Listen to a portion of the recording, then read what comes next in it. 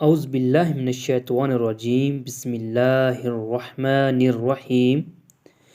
صحیح بخاری کی ایک اور حدیث ہے کہ پہلی وحی کا واقعہ کہاں، کب اور کیسے پیش آیا۔ صحیح بخاری میں ہے، ہم کو یحییٰ بن بکیر نے یہ حدیث بیان کی۔ وہ کہتے ہیں کہ اس حدیث کی ہم کو لیث نے خبر دی۔ لیث عقیل سے روایت کرتے ہیں، عقیل ابن شہاب سے، وہ عروہ بن زبیر سے، وہ ام المومنین عائشہ رضی اللہ عنہا سے نقل کرتے ہیں کہ انہوں نے بتلایا کہ نبی کریم صلی اللہ علیہ وآلہ وسلم پر وحی کا ابتدائی دور اچھے سچے پاکیزہ خوابوں سے شروع ہوا۔ آپ صلی اللہ علیہ وآلہ وسلم خواب میں جو کچھ دیکھتے وہ صبح کی روشنی کی طرح صحیح سچا ثابت ہوتا۔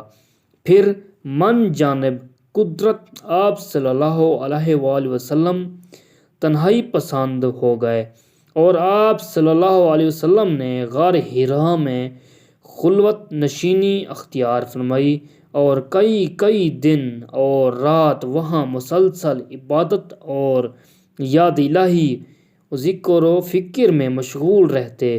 جب تک گھر آنے کو دل نہ چاہتا، توشہ ہمراہ لیے ہوئے وہاں رہتے۔ توشہ ختم ہونے پر ہی اہلیہ محترمہ خدیجہ رضی اللہ عنہا کے پاس تشریف لاتے اور کچھ توشہ ہمراہ لے کر پھر وہاں جا کر خلوت گزری ہو جاتے۔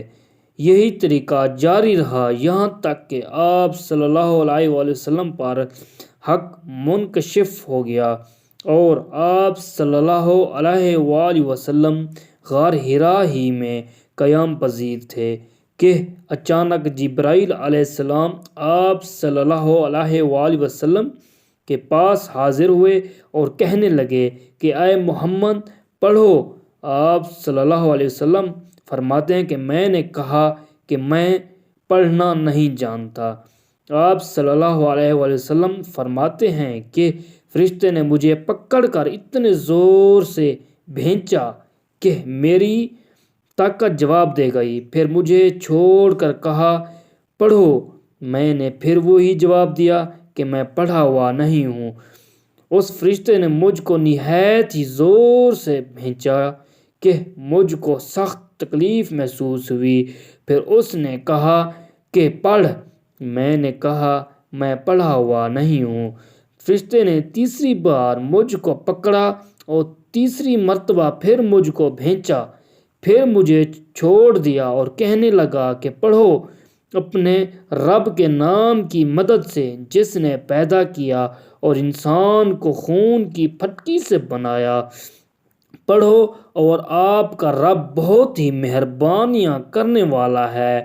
بس یہی آیتیں آپ صلی اللہ علیہ وآلہ وسلم جبرائیل علیہ السلام سے سن کر اس حال میں غار حرا سے واپس ہوئے کہ آپ صلی اللہ علیہ وآلہ وسلم کا دل اس انوکھے واقعے سے کانپ رہا تھا۔ آپ صلی اللہ علیہ وآلہ وسلم خدیجہ کے ہاں تشریف لائے اور فرمایا کہ مجھے کمبل اڑھا دو، مجھے کمبل اڑھا دو۔ لوگوں نے آپ صلی اللہ علیہ وسلم کو کمبل اڑھا دیا۔ جب آپ صلی اللہ علیہ وآلہ وسلم کا ڈر جاتا رہا تو آپ صلی اللہ علیہ وسلم نے اپنی زوجہ محترمہ خدیجہ رضی اللہ عنہا کو تفصیل کے ساتھ یہ واقعہ سنایا اور فرمانے لگے کہ مجھ کو اب اپنی جان کا خوف ہو گیا ہے۔ آپ صلی اللہ علیہ وآلہ وسلم کی اہلیہ محترمہ خدیجہ رضی اللہ عنہا نے آپ صلی اللہ علیہ وسلم کی ڈھارس بندھائی اور کہا کہ آپ کا خیال صحیح نہیں ہے، اللہ کی قسم آپ کو اللہ کبھی رسوا نہیں کرے گا۔ آپ تو اخلاق فاضلہ کے مالک ہیں، آپ تو کنبہ پرور ہیں، بے کسوں کا بوجھ اپنے سر پر رکھ لیتے ہیں، مفلسوں کے لیے آپ کماتے ہیں، مہمان نوازی میں آپ بے مثال ہیں اور مشکل وقت میں آپ عمر حق کا ساتھ دیتے ہیں، ایسے اوصاف حسنہ والا انسان یوں بے وقت ذلت و خواری کی موت نہیں پا سکتا۔